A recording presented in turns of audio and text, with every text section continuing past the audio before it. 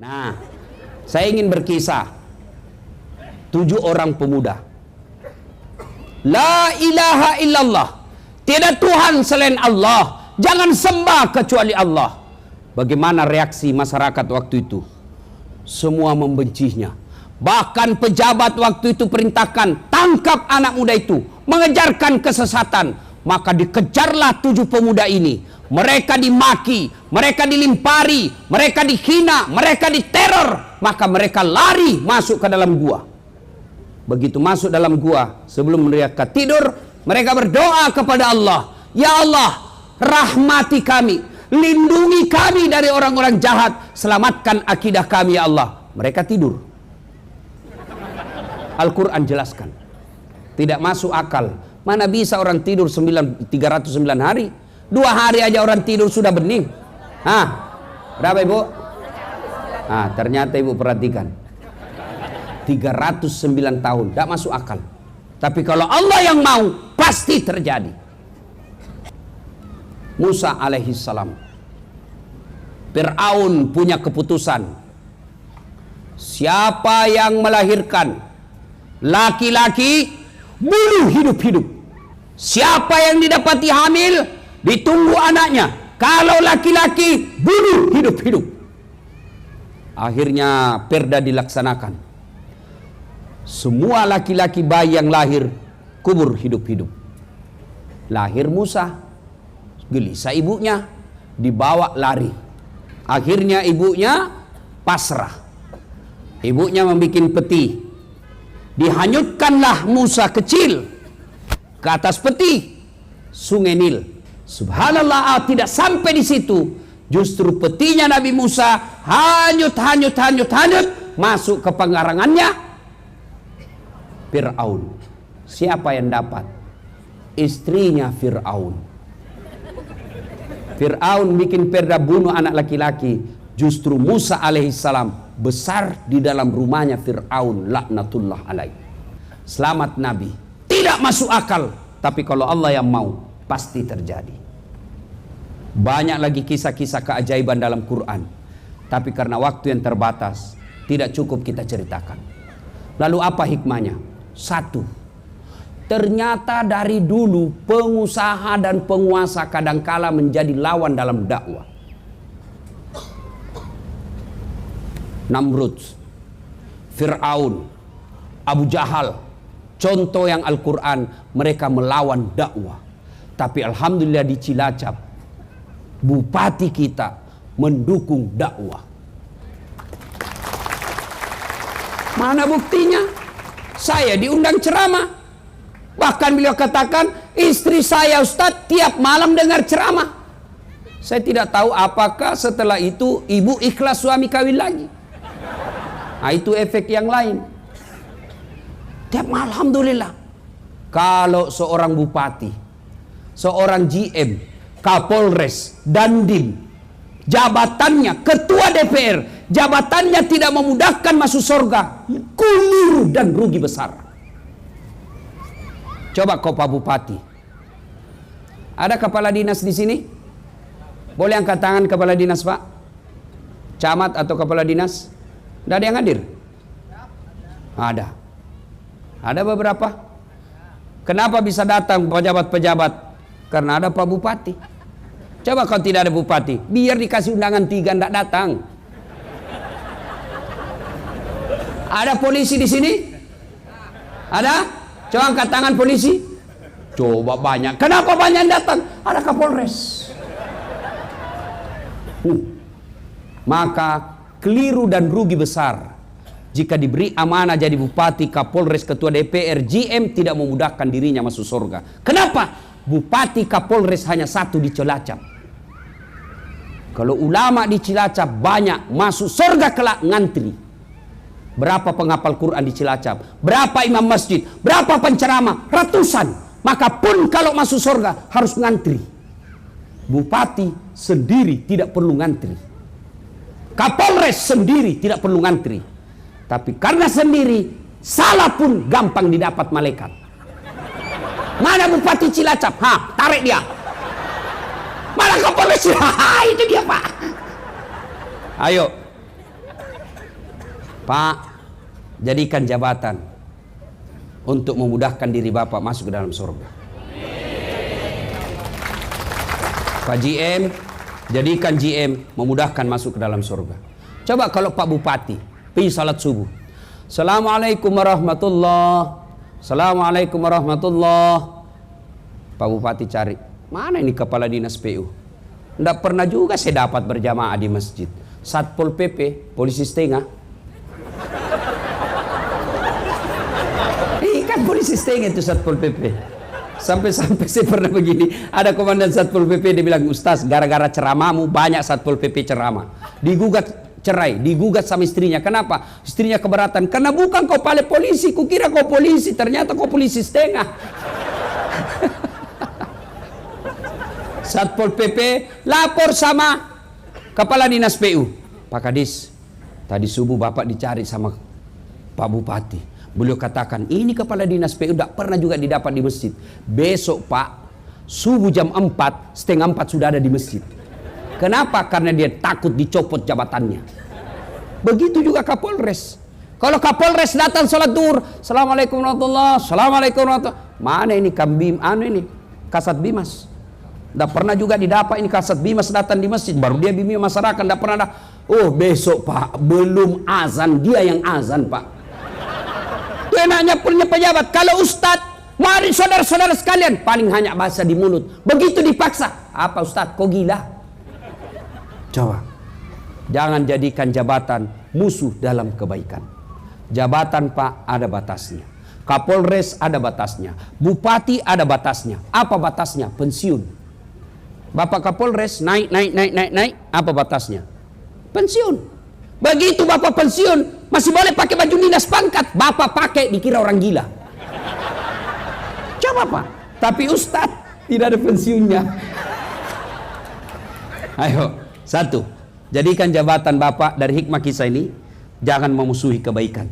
Jadikan jabatan yang Bapak miliki mempermudah kebaikan. Maka insya Allah kebaikan itu akan memudahkan Bapak masuk dalam surga. Bagaimana menjadikan jabatan itu menjadi kebaikan? Jangan takabur, jangan sombong. Jangan mentang-mentang bupati mau sombong. Apa bupati? 2 periode Pak, 10 tahun. Lepas itu wabillahi taufiq wal hidayah. Ganti lagi Pak. Bupati aja tidak boleh sombong, apalagi kamu yang pengangguran. Tapi tadi saya lihat-lihat Pak Bupati, saya ini belum 2 jam saya kenal beliau, tapi rasanya akrab betul. Saya lihat beliau tadi sambutan, saya bilang ini Pak Bupati pasti tidak tahu marah ini orangnya. Senyum aja di mobil, senyum-senyum. Saya bilang pantas awet muda. Kalau saya Pak Bupati, bukan saya kata Bapak tadi, lihat saya lebih muda lagi Pak. Saya ditanya kenapa Ustadz awet muda?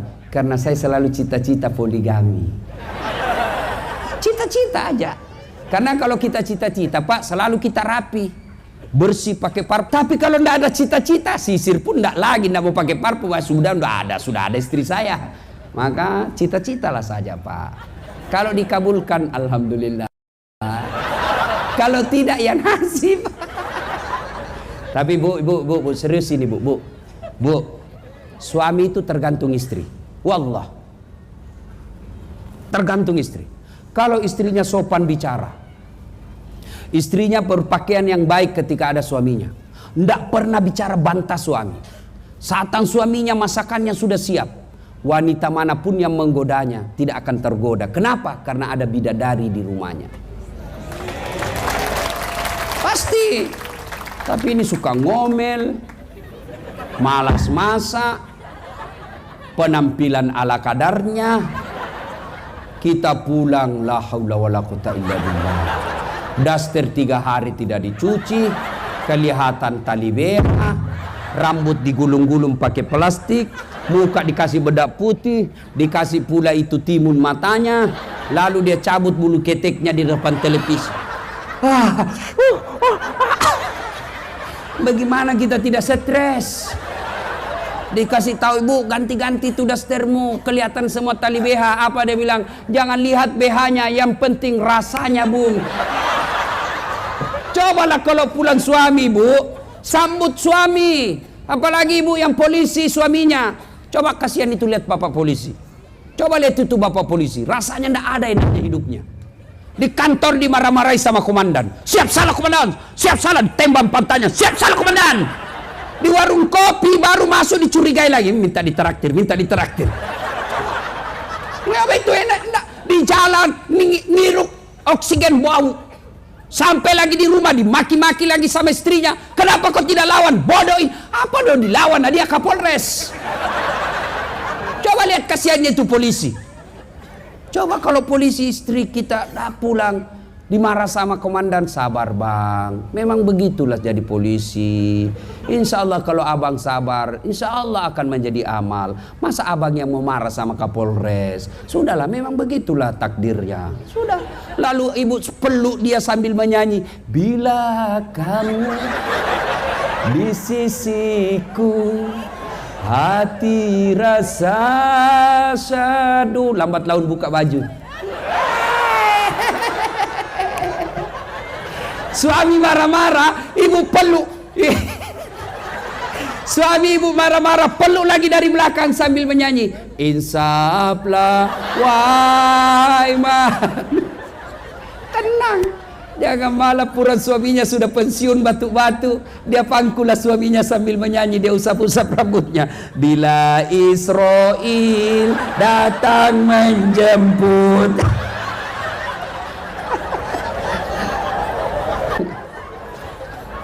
Ya, tuh 2 hikmah dari kisah tadi Pak. Nanti lain kali kita bahas soal suami istri, bagaimana kewajiban berdua. Yang kedua, Pak Bu, tidak ada yang mustahil di sisi Allah.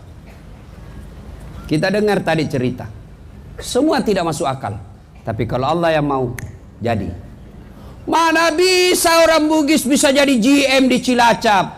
Tidak mungkin, itu kata manusia. Kalau Allah yang mau, bisa.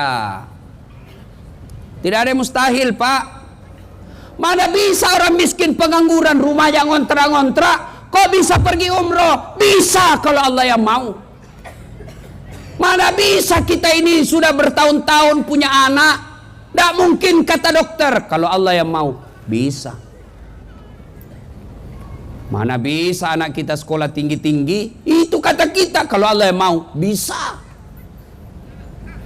Semua orang punya masalah Pak. Ibu-ibu, ini nih, apa ada di sini yang tidak punya masalah? Oh, muka-muka penuh masalah semua saya lihat ini. Ini bapak-bapak, semua kita punya masalah Pak. Kalau ada masalah, Allah cuma minta, dekatkan dirimu kepada aku. Takarruf ilallah. Dekatkan diri kepada Allah. Bagaimana cara dekatkan diri kepada Allah? Ketika ada masalah, mau naik pangkat, mau naik jabatan, mau perbaiki ekonomi, jangan cari muka sama bupati, capek. Iya Pak, siap Pak, siap. Aduh, bapak disenang sama bupati, kalau istrinya bupati tidak senang, tidak jalan juga. Benar, wallah. Cari muka sama Kapolres, capek. 2 tahun kemudian mutasi, cari muka baru lagi. Lebih bapak jadi polisi, kerja aja yang baik. Laksanakan sebagai polisi promoter, biar Allah yang jaga jabatan dan pangkat bapak. Kalau Allah yang jaga pangkat jabatan bapak, kecil jadi Kapolres, kecil. Dan itu ada jalannya Pak. Yang saya cerita saja tadi tidak ada jalannya, bisa terjadi. Apalagi yang ada jalannya. Bapak sebagai polisi ada jalannya jadi Kapolsek, ada jalannya jadi Kapolres. Kenapa? Bapak polisi. Dan tidak ada jalannya Dasat Latif jadi Kapolres. Tidak ada jalannya itu bos. Maka tidak usah putus asa. Dekatkan diri kepada Allah. Jangan cari muka sama manusia. Gimana caranya? Contoh bupati dengan ajudan. Coba lihat bupati dengan ajudan. Panggil ajudan. Ajudan! Biar lagi tidur langsung lompat. Siap komandan. Coba Kapolres nanti kalau dipanggil ajudannya. Siap komandan. Biar lagi makan kacang. Siap perintah. Kira-kira Pak Kapolres ada panggil ajudan. Ajudan, tunggu dulu Pak. Dia injak lehermu. Allah manggil kita 5 kali sehari semalam. Hayya 'alas shalah. Sini, saya kasih kau yang kau mau. Hayya 'alal falah. Sini, saya kasih kau kemenangan. Tapi ada jawaban kita, tunggu. Masih ada rapat. tunggu ada tamu. Allah, ya sudahlah, kau urus tamumu, karena saya cari kau, saya ajak kau, saya mau kasih kau kemenangan, saya mau kasih kau kekayaan, saya ajak kau kemenangan, tapi kau lebih urus manusia. Sudah, uruslah itu urusanmu. Wajar 30 tahun jadi polisi tidak bisa lepas dari BRI.